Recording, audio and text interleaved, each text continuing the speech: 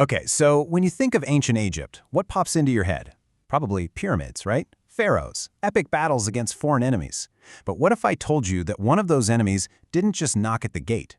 What if they were actually invited in? And not just invited in, but eventually they took the throne.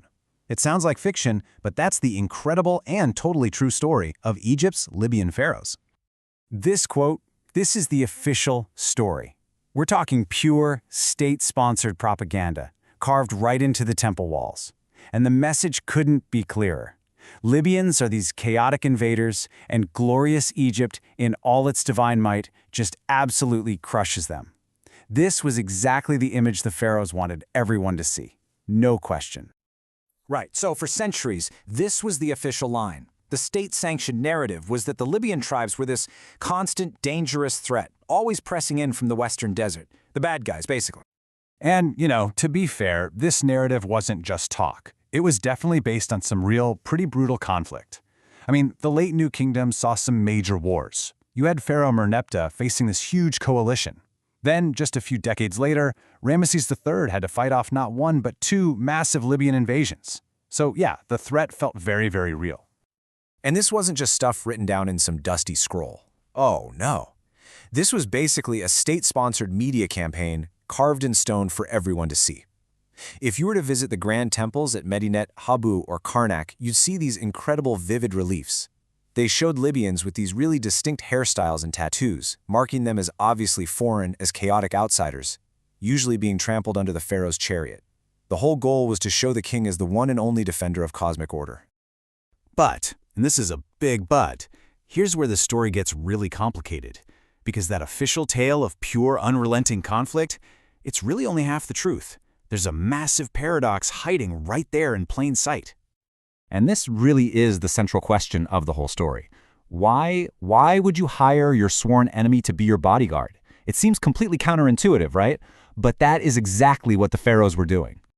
So here's that contradiction, just laid bare. On the one hand, you've got the public image, aggressive invaders, dangerous barbarians at the gate.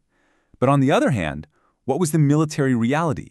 Well, these so-called barbarians were actually highly valued as elite soldiers, integrated right into the Egyptian war machine. Crazy, right?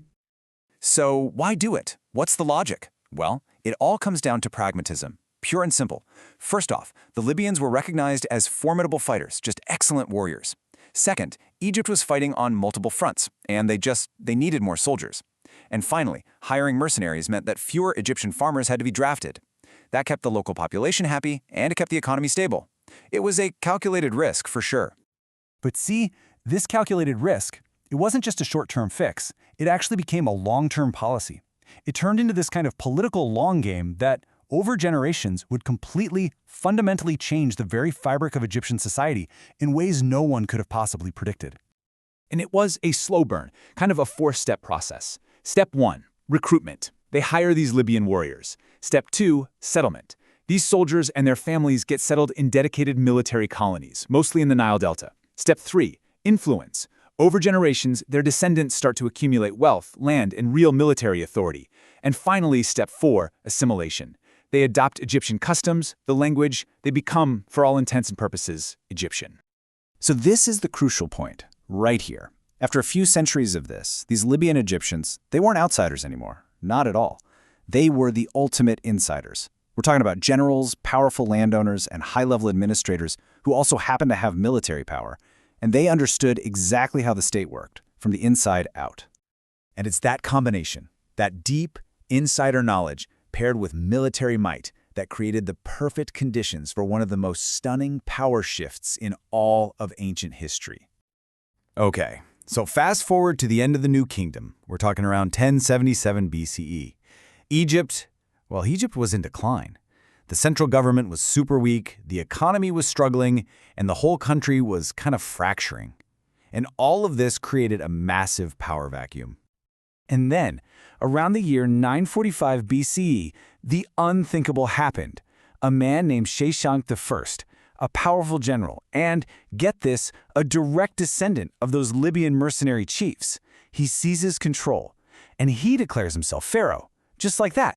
I mean, talk about the ultimate tyranny. The new ruler of Egypt, the new pharaoh, came from the very same people who were once carved into temple walls as fish flopping on the ground. The enemy had become the king. So Sheshonk founded what historians now call the Libyan dynasties. And these weren't a flash in the pan. We're talking about pharaohs of Libyan descent ruling Egypt for over 200 years. They adopted all the traditional titles, the royal customs, the religious duties of a pharaoh, but their rise to power completely transformed the political landscape of the country. This whole incredible turn of events, it really forces us to zoom out, to look at the bigger picture, and completely rethink what we even mean when we talk about ancient frontiers and enemies. I mean, think about it. What if those so-called invasions weren't just about plunder? Modern research suggests that a lot of these movements were really more like migrations driven by desperation. As the climate changed and the Sahara got more arid, Libyan tribes were basically pushed toward the fertile Nile Valley just to survive. So was it always about aggression? Sometimes it was just about searching for a better life. And when you compare it to their other neighbors, Egypt's relationship with Libya was truly unique. To the south, in Nubia, Egypt just imposed direct imperial rule. To the east, in Levant, it was this really complex dance of diplomacy, trade, and competition. But with Libya, it was this strange mix of conflict and mercenary integration that ultimately led to an internal political takeover. It was a completely different dynamic. So here's the main takeaway. Ancient frontiers weren't just lines on a map separating us from them. They were porous. They were dynamic zones. They were places of conflict, for sure, but they were also places of exchange and integration. And as this whole story shows, the things happening in these zones could actually reshape an entire empire from the inside out. The story of the Libyan pharaohs is ancient history, absolutely. But it leaves us with this timeless question, doesn't it? How often are a nation's greatest transformations driven not by invaders storming the gate, but by the newcomers who were once welcomed inside? It's something to think about.